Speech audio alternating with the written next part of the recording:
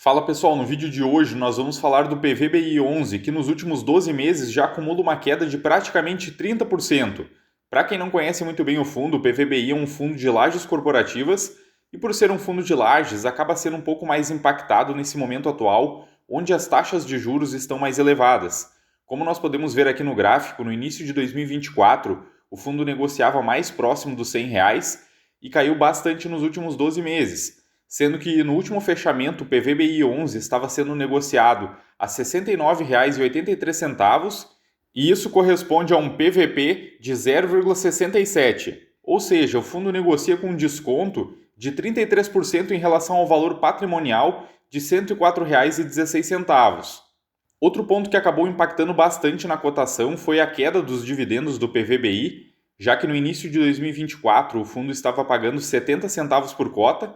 Logo em seguida, esse valor baixou para 65 centavos e nos últimos 4 meses o valor diminuiu um pouco mais para 55 centavos, sendo que esses 55 centavos corresponde a um rendimento de 0,71%, que não é um rendimento muito elevado, mas quando olhamos para os últimos 12 meses, o fundo já pagou R$ 7,45, que corresponde a um dividend yield de 10,67%. E recentemente, pessoal, a gestão do PVBI divulgou o último relatório gerencial, vamos dar uma conferida também. Atualmente o fundo possui um patrimônio líquido de quase 3 bilhões e hoje o PVBI conta com 161 mil cotistas. Olhando para os principais destaques do último mês, em dezembro o PVBI conseguiu fazer uma nova alocação no imóvel FL 4440, referente a uma ABL de 558 metros quadrados. E com isso a vacância para o próximo mês deve cair para cerca de 14,8%, já que no último mês a vacância física estava em 15,7%. No último mês, a gestão também conseguiu fazer um reajuste em um contrato de uma BL de 1.019 metros quadrados, além de receber um valor que estava em aberto de um locatário do imóvel Union. Então, nesse ponto, algumas notícias positivas.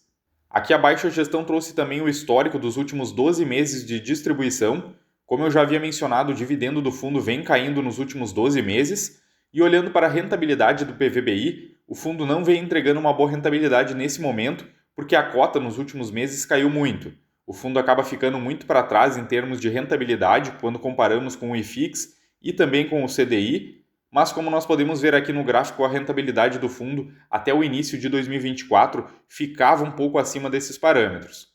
Descendo um pouco mais no relatório, nós temos a carteira de ativos do PVBI. Hoje o fundo possui 7 imóveis, são imóveis de alta qualidade, mas a gestão precisa resolver a vacância de 2 imóveis para conseguir aumentar a receita do fundo e voltar a distribuir um dividendo mais elevado, que são os imóveis Union FL, que atualmente está com 84% de vacância, e também o Vila Olímpia Corporate, que está com 34% de vacância. Diminuindo a vacância desses 2 imóveis, a receita do PVBI melhoraria bastante.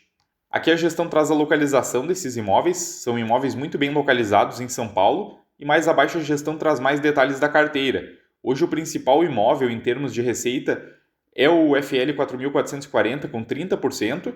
Atualmente o principal inquilino do PVBI é a Prevent Senior com 25% da receita. E em relação aos indexadores dos contratos, a maioria está atrelada ao IPCA com 55%. E o principal mês de reajuste de contratos é abril com 31%, mas janeiro também tem 18% de reajustes. Mais abaixo a gestão trouxe mais detalhes dos vencimentos dos contratos. A grande maioria dos contratos vencem de 2030 em diante, com 44%, e para 2025 somente 5% dos contratos estão vencendo. E no gráfico ao lado nós temos o histórico da vacância do PVBI. Nos últimos 12 meses a vacância do PVBI se mantém estável nessa faixa de 15%, mas como eu havia mencionado anteriormente, a vacância do fundo deve cair para 14,8% para o próximo mês, já que a alocação que o fundo fez no imóvel FL passa a ter início em fevereiro de 2025. Mas em contrapartida, a vacância financeira do fundo subiu para 13,6%, antes ficava nessa faixa de 7 a 6% e ajudava bastante na receita do fundo, mas com o fim de uma RMG que o PVBI possuía, a vacância financeira voltou a subir. Até aqui mais abaixo a gestão traz mais detalhes da RMG que o fundo ainda possui. Atualmente o fundo recebe essa RMG de 3 imóveis ainda, que são os imóveis T1, Vera Cruz e Cidade Jardim. Há alguns meses atrás o fundo recebia um valor bem mais elevado de RMG de outros imóveis, e até por isso a gestão conseguia distribuir um dividendo mais elevado. Mas agora, para a gestão conseguir aumentar os dividendos novamente, vai precisar resolver aqueles problemas de vacância que nós vimos anteriormente, até porque olhando aqui ao lado, o valor que o fundo recebe de forma recorrente de aluguéis hoje já é muito próximo ao dividendo distribuído. E descendo um pouco mais, pessoal, na DRE do PVBI, o total de receitas ficou em quase 16 milhões e descontando as despesas, o resultado gerado pelo fundo foi de 13,7 milhões. Mas como nós podemos ver aqui, o dividendo distribuído foi de quase 15 milhões, que corresponde a 55 centavos por cota. Então a gestão precisou utilizar um pouco de valor das suas reservas.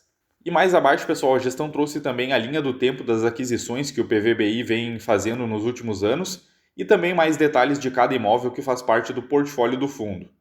E no vídeo de hoje é isso, pessoal. Mais um mês acompanhando o PVBI 11, um dos melhores fundos imobiliários de lajes corporativas da nossa bolsa, quando olhamos para os imóveis em si.